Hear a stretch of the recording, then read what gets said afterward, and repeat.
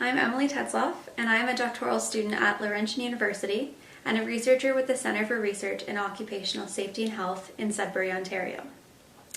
My research focuses on occupational physiology, which means that I'm interested in understanding how the human body responds and adapts to different work environments. And the primary combination that I'm interested in is the mining industry and the kidney.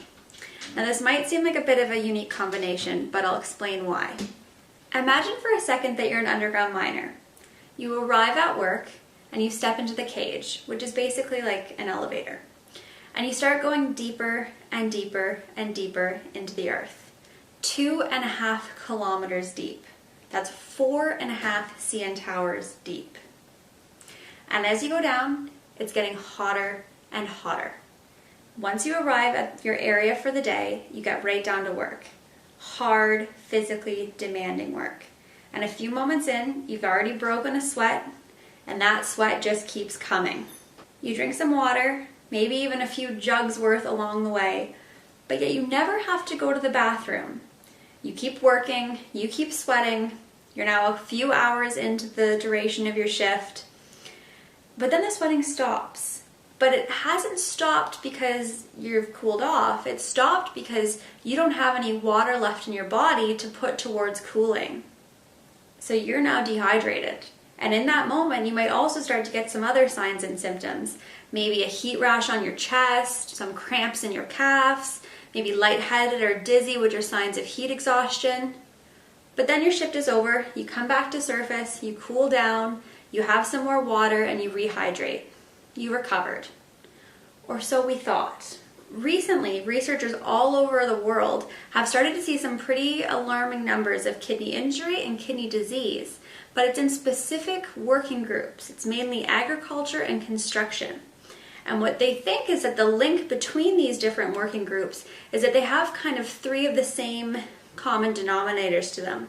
It's physically demanding work that's in a very hot environment, and often the individual is experiencing a state of dehydration. Now, to pause for a second with a little bit of a physiology lesson so that we can understand the kidney and bring this all together, the two main functions of the kidney are, one, it's for filtration, so it's filtering out our blood, it's removing all the waste product and releasing it from the body as urine. And the second function is balance, it's helping to balance our fluids and the minerals in the body.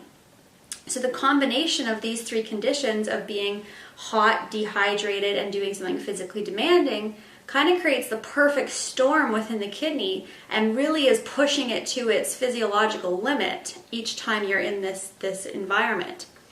And so what we think might be happening is that there's actually deeper damage than we had originally thought. But so far, no one has studied this potential deeper damage to the kidneys in the mining industry, and there's still many, many unanswered questions about the mechanisms that are actually causing the injury.